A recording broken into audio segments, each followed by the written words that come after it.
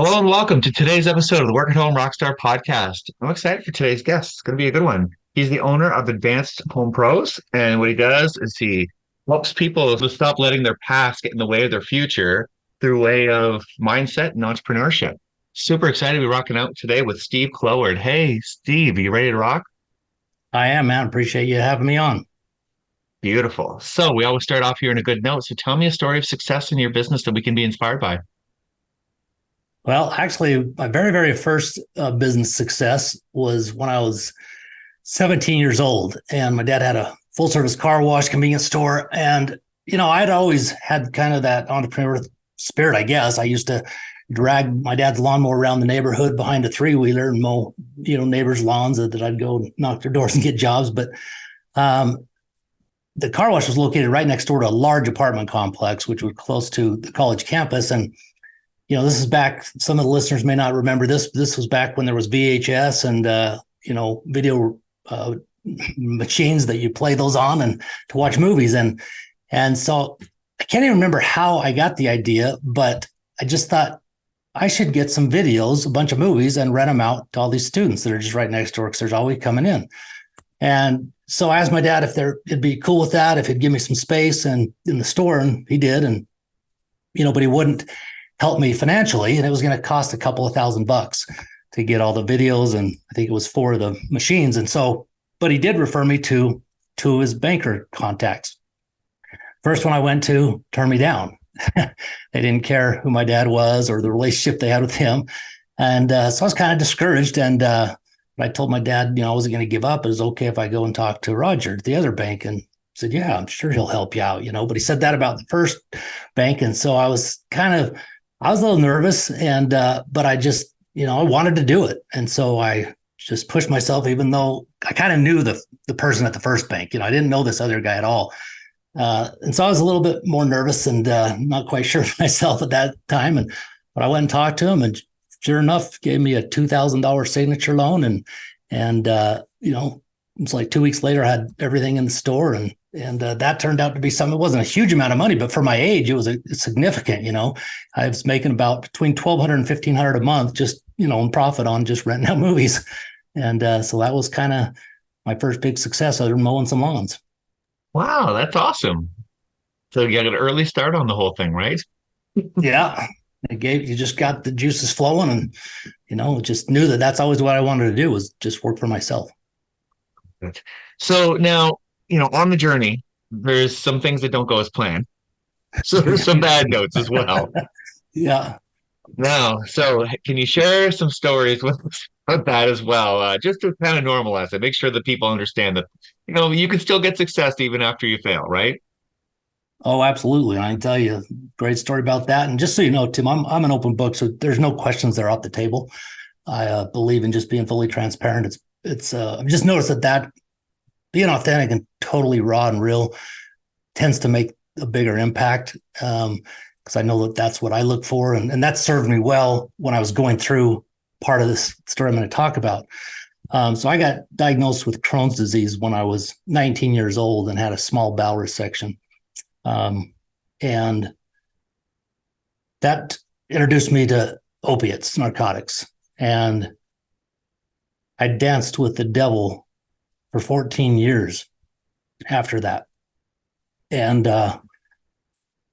believe it or not, I am married to the same woman today for 33 years now, this last June, who went through all this that I'm about to tell you. And I was a very functioning addict. My businesses actually did very well. Opiates affect me different than the average person, for whatever reason. And it kind of is more like gives me energy. Obviously, it kind of is like alcohol to a lot of people. It kind of gives you that, first, obviously, you'd call it maybe social lubricant or liquid courage, whatever made me more outgoing, I guess. But that goes away, obviously. And so then you're continuing to do stuff, continue to take that stuff just to function, and your tolerance builds, and before you know it, you're taking a lot. And I got sober in July of 2000. So, this was back before it was more talked about and open, and considered a disease and whatnot. And so I felt a lot of guilt and shame, and I didn't know where to turn to get help when I got to the point a few times where I was just sick and tired of being sick and tired.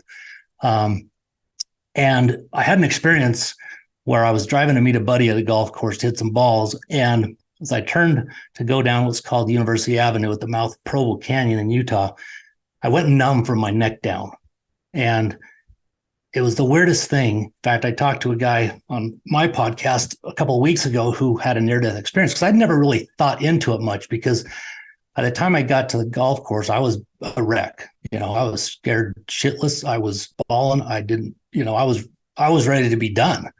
It was time to figure this thing out. But when I went numb, it was so strange, because I remember just having this visual, and I don't know how to explain it other than just I had this picture of my car and my dead body sitting in it.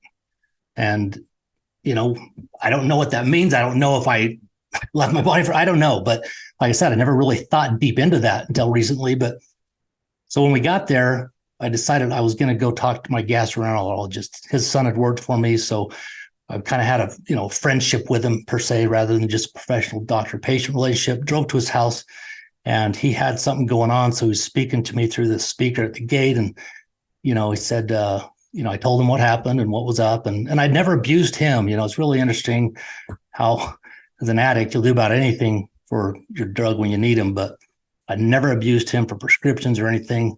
And I just respected him, I guess, too much. I don't know. But he said, so he called an internist buddy of his and this would have been in 1996. And I had never heard of OxyContin at this time. It was brand new. And the internist was out of town. He said he could see me in 3 days. So he told my doctor, Dickinson, he said, why don't you prescribe him 8 OxyContin, and I'll see him a couple of days when I get back. And as an addict, here I am, scared to death and ready to be done with it and figure it out, even knowing that I had problems and had major pain at times. And when that happened, it's like the light went back on, over the next few days before I saw him, thinking, well, I do need this stuff. It's okay. And so after seeing him, that's what took place. And for the next 3.5 years, I continued down that path until, I finally just got sick and tired of being sick and tired. And I had a mentor in business that had gotten sober 1.5 years earlier. And so I just went to him and figured out what I needed to do. And then I finally took care of it once and for all. Wow. That's a lot, man. Yeah, it's not, I don't wish that on anybody. No, I Much of it. So what did you learn out of that whole experience? Well, through that experience and my other experience that ended up going to federal prison, one thing that I realized really quickly, particularly when I got to prison, was, we take for granted those that we love the most, and not even necessarily on a conscious level. And the wreckage and the hurt and the breaking of trust is it's brutal. And, I'm one very, very grateful and blessed guy to have the life I have, like I said, my wife still and my family together. Yeah, you're definitely fortunate about that, because I think a lot of people push the people around them away, and they do go, right? Absolutely. Yeah, there's a lot of wreckage that takes place. Good. So now, out of that experience, I mean, obviously it turned into some success eventually. How did that start to turn? How did it start to turn to success? Well, yeah, let's fast forward, and I'll give you little pieces so it makes a lot of sense to your audience. So for the next 8 years, I did stay sober. I had a very successful real estate appraisal firm. I did real estate investing as well as importing. And in 2005, I got handed a gag order from a state investigator. And at this time I had 8 appraisers, 6 in my one office, 2 in my Southern Utah office. And I was doing a lot of other things, still overseeing the business, but not actively appraising. But we did a lot of review work of other appraisers. And so basically that gag order said, if you guys get any appraisals that we want to see, you have to turn them over to us.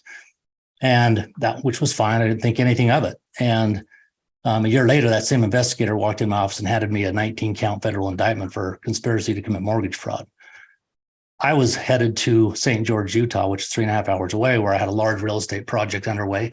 And I left to drive down there. And as I'm on my way down, I get a call from the NBC affiliate, KSL, out of Salt Lake City, and said, this is so-and-so, and just want to get a statement about this situation. And I said, well, I've got your number now. And the statement is, I'll talk to you when the truth comes out.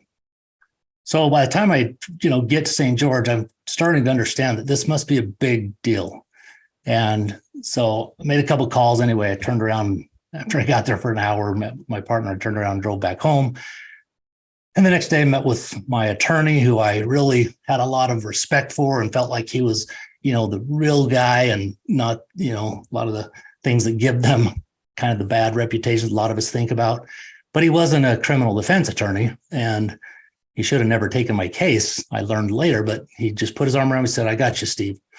Anyway, I'm not going to go through all that because that's a lot of BS, but I ended up going to federal prison on a 33-month sentence.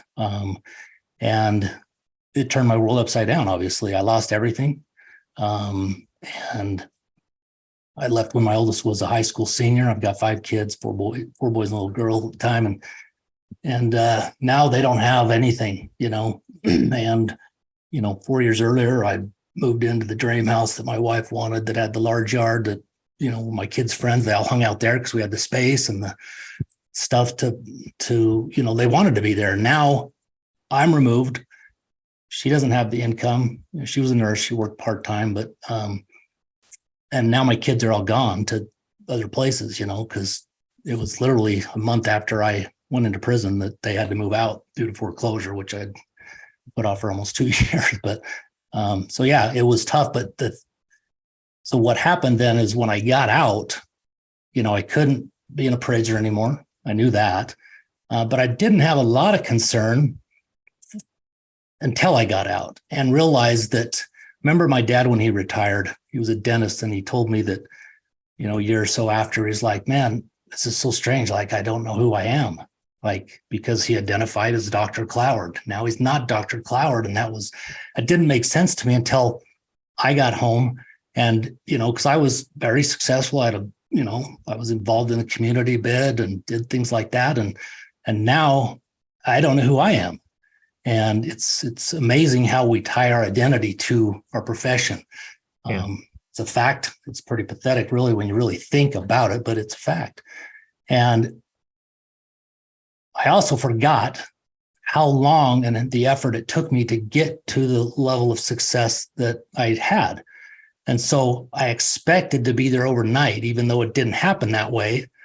And so I was always looking for shortcuts and not realizing the biggest things that I was struggling with were confidence, and so I literally wasted the next 8 years trying to figure things out, even though I had the experience. I really had the wisdom. If I'd have sat down and really just, to be honest with you, gotten quiet. I think that's one of the biggest things that we don't realize, not only as human beings, but as business owners, entrepreneurs, is it's so easy to get caught up in the rat race and just the day-to-day and thinking about what has to be done, that I think it's becoming more mainstream and talked about consistently, the last few years, certainly, but whether you call it meditation, whatever you want to call it, but just getting in a place where you're still, where you allow your mind to be quiet so that you can, have whatever, if you want to say God speak to you, the universe, it doesn't matter, but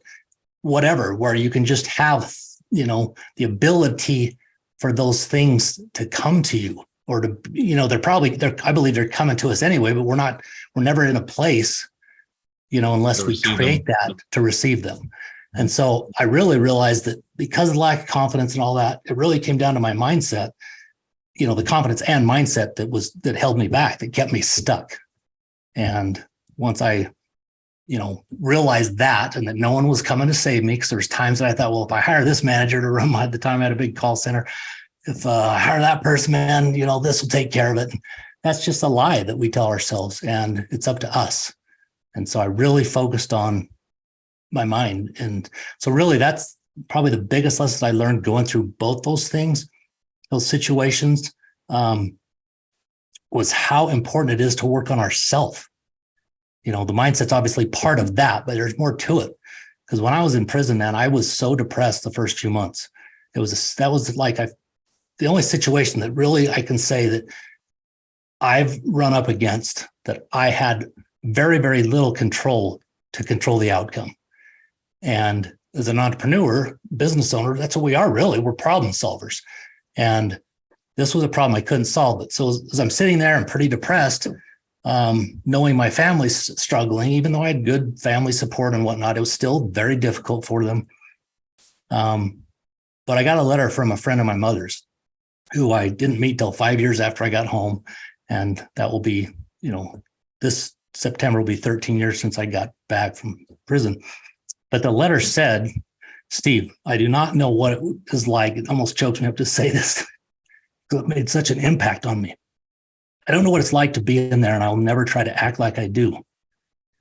But if you can every single night think of 3 things that day to be grateful for, I believe that will make a difference. I started that night. That shifted everything. Because when we're in gratitude and we're out of self, it's next to impossible to be depressed, to be sad, to be whatever. I mean, that's a game changer. So that's how I not only start, go to bed every night, but I start every morning the same way. Wow. Yeah. And that is huge, huge advice for anybody who's struggling, really. And even if you're not struggling, actually, it's still great advice, right? Because once you start to attract good things, you can always attract more good things, right? That is so true. So, okay. So now when you started to get on the path to building your business again, let's talk a little bit about the marketing side of it and how you gather these fans and how you get your business moving again. What did you do to do that? That's a good question. I hadn't ever, had to worry too much about that in my prior business. I mean, obviously you need customers no matter what business, but, when I was running my dad's car wash, I wasn't involved in that. And frankly, it was in a location people, anyway, it just kind of evolved. But the way you build it is by taking care of doing a good job, obviously. But as I got into the telco industry, TV, internet, home security services, and solar. When I first got in it, working, because this was about a year and a half after I got out of prison, I was struggling. And so I ran into a kid who I went to high school with at a baseball game. My son was pitching against his son, and he came over because he saw me and knew what I'd gone through. And anyway, he said, you ought to come, work with me. We sell satellite, and, I'm broken. I have no confidence. I was working for a buddy at the time selling insurance, but, and he was paying me a base salary, which I didn't deserve. So the next day I went to him and said, I really appreciate what you've done for me, but I'm not producing at the level that I need to be this isn't right. And I have a different opportunity that, I've got to go work and make it happen, but I just think it's best. And frankly, that's me doing what I should have done probably a month ago, Anyway, so I went and did that. And at the time it was crazy because, like I've told you, my confidence was shot. And long story short, worked there for 3 weeks. Guy that was assistant manager there when I had my project in St. George, just 4 years earlier, he had sold me 2 brand new mega cab Dodge pickups. And now he's, assistant manager over me. And another kid in there knew me, and he knew of a different company doing the same thing and thought it'd be a better situation. So he introduced me to them. And so I went there, and that actually was huge because he gave me the ability to kind of do my own thing and fed me all the leads that his teams had knocked doors the prior summer, but for whatever reason didn't close them, or maybe they didn't qualify at the time. So they obviously, in that situation, there was obviously door knocking, but I decided to open my own dealership for all these different providers. And the call center I had been at, they were buying just literally probably quarter-cent leads. There was full-on cold calls. They did a lot of business, but man, That was horrible if you look back at it. So I actually about 7 years ago learned, Facebook ads through Billie Jean, which I'm sure you know, and that actually changed everything because I had typically between 28 and 32 guys on that call floor. As soon as I learned that game, then I was able to drop down. I think I usually had about 6, 8 guys, did as much, often more volume, because the lead was so much better because somebody that opted in saying, hey, raising their hand, I'm interested in what you have. Yeah. So from a marketing standpoint, that was huge. There's obviously a lot of things you can do organically. It's a slower process, but there's a lot of things you can do there, which we do.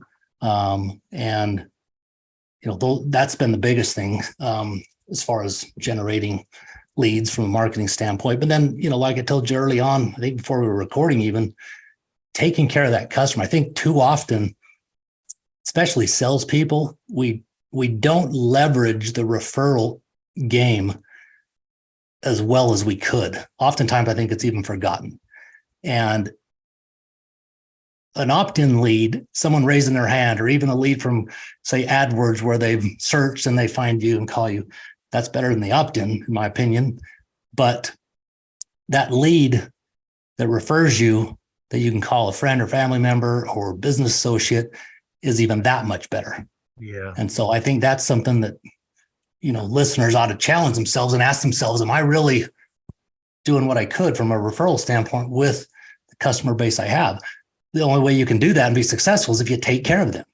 And that's one of the big things I told you I learned from my grandfather. That's, that will never steer anybody wrong in business, is serving the customer and always doing what's best for them. As long as it's not screwing you, obviously. But, if you're just too often, and I have a bunch of sales teams and I still get frustrated often because too many people are focused on next week's commission. If you serve that customer and do the right thing, next week's commission will always take care of itself. Hi, it's Mark Mawhinney from Natural Born Coaches, and I want to give 2 very big thumbs up to Tim Melanson and his Creative Crew agency. I have been using them for a long time, and I am 100% happy. They get the job done right, they're fast, and they let me focus on my business. I don't have to worry about anything. So again, I want to give them 2 very big thumbs up. I have no problem recommending them. I don't give testimonials for everyone because my name is attached to it, but I gladly do so for Tim and the Creative Crew agency. So use them, you won't regret it, and good luck. Yeah. Yeah. And the thing about, my business runs almost completely on referrals. And I think that's probably because I had no rush when I was starting. I sort of had some money saved up. And so I was able to kind of like take my time, because the thing about the referral game is that it takes a while, right? Yeah. I mean, number one, you have to do a great job with that client. And then, they're not just going to run out in the street and start telling people about you. It's going to come as it comes. Oh, I got somebody who can help you with that.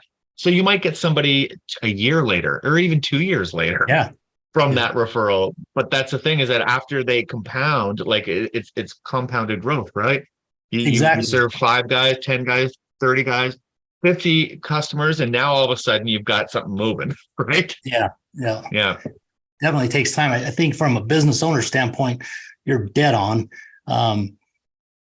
I think it's the independent like sales rep that really needs to focus more on referrals and the relationship they have with their prior customers that they sell. Too often the sale's made and it's a one and done, and just go the extra mile. If that's simply setting up some automation and getting somebody's birth date or something, that you're sending them just a meme of a birthday in an email, as simple as that, something like that can really pay off.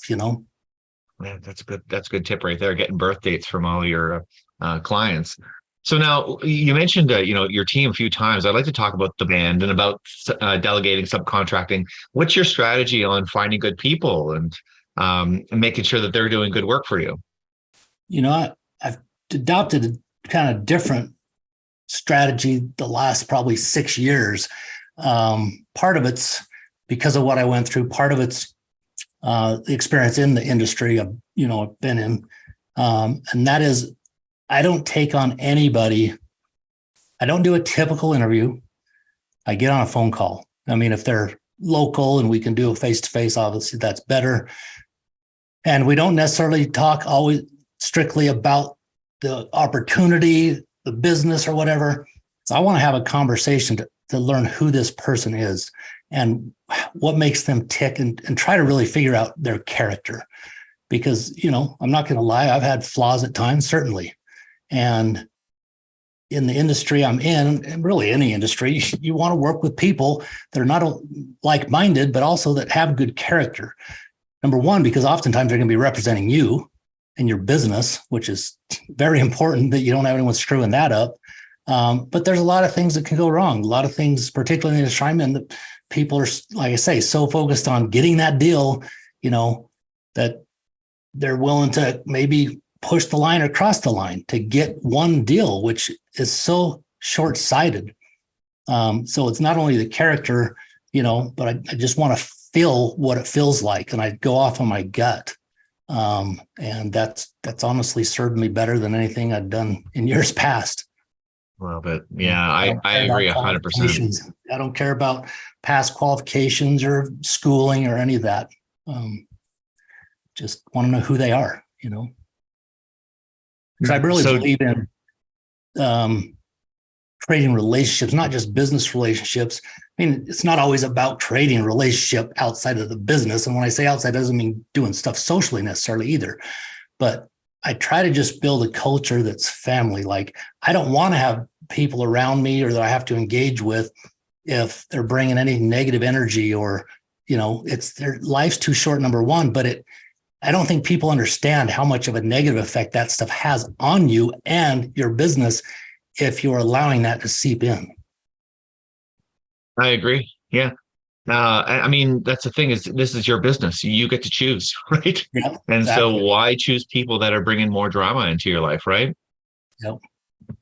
Now, that doesn't, that doesn't mean that sometimes things aren't going to happen to some of the people Right. that you have on your team. But like you say, if you've chosen people that have good character, then, you can help them through their situations, and then, things are back on the up and up again, right? Right. So now, I want to talk a little bit about mentorship and learning from the best and all that stuff, because it sounds to me like you've gotten some really good mentors over the years. And I'm wondering, like, can you share with me, number one, like, was there any hesitation on finding mentors, and do you hire coaches now? What do you sort of do right now? Yeah, that's a great question. I believe, well, first off, when I was younger, I didn't really think about that much. I did watch my father, who was always, going to seminars and things, whether they were dental related or not. So I always watched him try to improve. I mean, I grew up with the Coveys. Most people might know Stephen Covey's, 7 Habits. They went to high school with him. My dad was his dentist. And so we used to sit at the table at dinners on, sometimes my dad say, oh, who can recite habit number 6? So I was exposed to those kind of things, but never like a mentor. And then when the car wash business came about, like I mentioned to you, my dad was absentee ownership. And so I dropped out of college to go run it after catching the general manager stealing. And just by chance, we needed to redo the equipment. What my dad was sold when he first started was a whole lot of money, and it was pretty much crap. And the representative of this equipment ended up being my mentor. He had built a large car wash. I mean, large, had 4 garage doors exiting. You could drive 14 cars inside in Salt Lake City. And he built it for the actual owner, who he'd worked for many years. But he spent a year going around the country learning and talking to, and then literally interviewing managers at car washes around the country and hiring one from Denver. And so he really understood the business. And just to give people an idea, and there's a great tip regarding, how to raise your lifetime value of a customer or average dollar cost per customer. People used to come to the car wash and we would say, welcome to Tanks. What can I get you today? Well, once I connected with a gentleman, his name's Andy.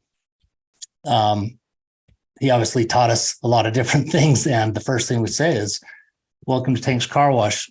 Can I get you a hand wax or a carpet cleaning with that super wash today? So we went through, and these are ballpark numbers. At the time, we were, say, maybe $7, if that, because this was back a long time when a lot cheaper, say a $7 average per car. After we implemented those simple things and teaching our ticket writers how to sell, basically, we jumped up by $5 a car. And there's definitely not more than, if it's chemicals just to the car wash, you might have an extra 50 cents, if that. If it is a hand wax or carpet deal, you might have increased it $1.50, but so that was huge to the bottom line. So he became my mentor, and just that example right there can show you the impact that had. Learning from somebody who already knows and is successful at what it is you're trying to do can not only change things overnight, but it can get you, from A to Z a whole hell of a lot faster. So that was huge. And yeah, as far as coaches and stuff, I always have coaches. If you read any books, particularly about Kobe Bryant in particular, I can't think of the name of it right now, and Michael Jordan, those are two of the greatest ever to touch a basketball. And the average person probably has no idea how hard those dudes work. They just think they were just gifted. Sure, they were talented, but they worked their asses off. Yeah. And so they had coaches, and to me, it's huge. And if we're not always learning, especially as we get older, and unfortunately, I watched this with my father, if you're, you retire, and even if there's nothing wrong with retiring, but if you're still not moving and learning, you're dying. And I watched that happen. Yeah. Yeah. I've used that analogy like with sports teams so many times too with coaches, because it is such a weird disconnect with the average public.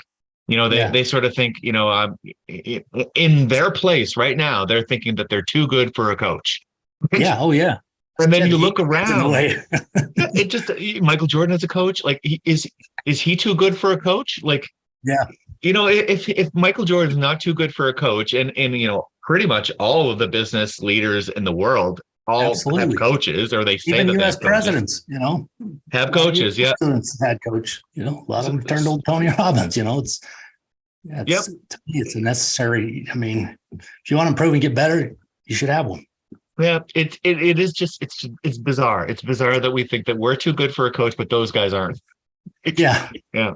Anyway, so I agree. So now, how would you go about finding? Let's just say that you're listening to this. You don't have a coach. You thought you were too good for one. You decide, okay, you know what? Maybe now's the time. How would you go about finding one? I would just look around and pay attention to people either that I'd be very careful from a social media standpoint, but you can find people there and ask questions. The key is find somebody that's doing what you're doing and very successful, not just saying they are. You have to vet it and make sure, or that's something you're interested in, that someone's successful doing that, and find that person. And don't be afraid to ask questions. You don't have to go to somebody and ask them to be your mentor right out of the gate. Just go to them and be humble and be authentic and real and say where you're at, because most human beings love helping other human beings. Yeah.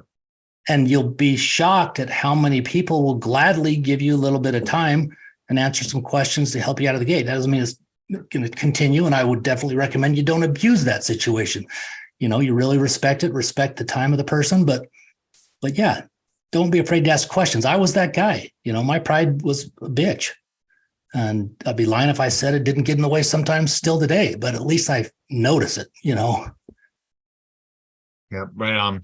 Yeah, I agree. And I mean, when you start asking questions of somebody in those situations, either, they might push you away if you're abusing it, or they might just transfer you to you know what? I mean, you're asking a lot of questions. Hey, why don't we set up a call? Or, we can maybe make this a formal relationship. That is sometimes how it happens, right? And that's such a key point. That's how it happens. Absolutely. But also when that happens, and then there is a cost attached to it, we have to realize and pay attention to all the things that we've been willing to spend money on, but then we kind of pull back or hesitate on spending money on ourselves. That makes zero sense. You are your best investment, period. So don't think that, you shouldn't be paying somebody, just make sure it's somebody that's good, that's worthy of that money. and then go learn. And a lot of people will put that off because of money. If you truly want what you claim to want, then you will truly do what it takes to come up with the money to get that coach, that mentor to help you get what you're trying to get. Yeah, I've been there before too. Yep, And me too. and I mean, it's one of those things where the more skin you have in the game, the more serious you're going to take it as well, too. So it's like it's one of those things where, oh, I just scrape up this money just to pay for this coach to help me do this thing. I better do it right. Right. Yep. And it just makes So you work true. a little bit harder for it. Yeah. Yep. So, Steve, it's time for your guest solo. So tell me what's exciting in your business right now. Oh man, it's got a lot going on, but just I guess I've told you a little bit. I got into that telco industry kind of by accident by meeting that friend at the high school baseball game, and for so many years, it was like I wasn't proud of being that guy. It wasn't something that I felt not good about, but proud to say that's what I do. But as I got further down the road, I realized that, man, if I'm going to really do this at the level that is possible, I've got to go all in, which, I did 5 or 6 years ago. And, that's obviously a huge key. But the reason I stuck with this is because I hated the way you're treated by these big companies, your internet providers, TV providers in particular. You're just a number. Their people are robotic and scripted. And so the thing that we did to separate ourselves and to stand out was I require everybody, all sales reps that works with a customer that gets new service, and doesn't matter what provider, we represent pretty much everybody and anybody, that they were the direct contact. So if there was ever a question or an issue, we never just sent them to an 800 number of a corporation. We literally did the digging and solving of the issue with them or for them, as long as we were able. And so that's really what helped us build that business. But I still struggled a little bit. I mean, I was all in as far as effort and all that, but, I just really struggle with these companies because, number one, they're so massive, they're almost monopolies. And so for the last 5 years, I've been trying to find a solution that would still give the customer what they are looking for, and they'd be taken care of, and they didn't have to worry about this great price up front, and then 6 months or a year later being frustrated because they feel like it doubles, and on. Those stories go forever. But so like I mentioned, I had imported stuff back in 03, 4, 5, 6 in those years. And so I started looking for a streaming device that would, give the consumer what they wanted. And, so I worked with several factories 5 years ago, but they were too hard to navigate, even for me or even my younger kid, my boys that were in their teens and early 20s.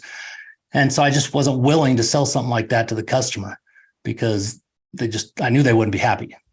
And so I've still continued to keep my focus on finding that, had several factories that, knew me and continued to give me feedback on different technologies and things that they developed. And so recently found that one. We've been testing it ourselves for 2 months. And the key is it has to be simple and provide the customer with what they want.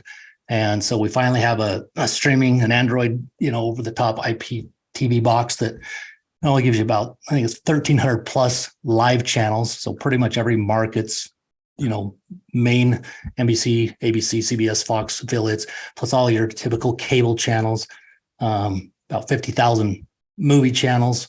And it's just a one-time cost. There's no subscription even. So to me, that is refreshing because I know how frustrated the consumers are. I'm a consumer, and, it drives me nuts. And then if you have a question, it's a pain in the butt to call in. So often you're calling in and you're telling them why you're calling.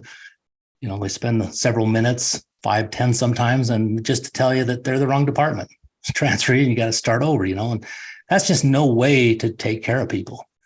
And so I really, just with all the feedback we have, I know this is something that really will benefit people. And we even have, the box is $397, but there's payment plans. And so we try to just make it as easy as possible, but try to eliminate that hassle and headache for the customer. So they're basically buying a receiver, and that receiver includes a subscription to everything, I guess. Pretty much. And the cool thing is all you need is Wi-Fi, and you can take it with you anywhere you go. I mean, you can go on vacation and take it with you as long as you've got Wi-Fi. You can run it, and it's not just US. It covers, a lot of Latino stuff and Canadian channels. I know everything but China pretty much is, you can get access to things. So it's pretty slick. Right on. Okay, so how do we find out more then? Yeah, just go to VSEE box, vcbox.tv. That's VSEEBOX.tv. And if you mention your podcast, I'll create a promo code today. Let's just put in work at home, and I'll throw on a 10% discount for any of your audience. Nice. Thank you so much. That's awesome. You bet. Great. So thank you so much for rocking out with me today, Steve. This has been a lot of fun. Hey, my pleasure. I appreciate you having me. This has been great. Cool. To the listeners, make sure you subscribe, rate, and comment. We'll see you next time on the Work at Home Rockstar podcast.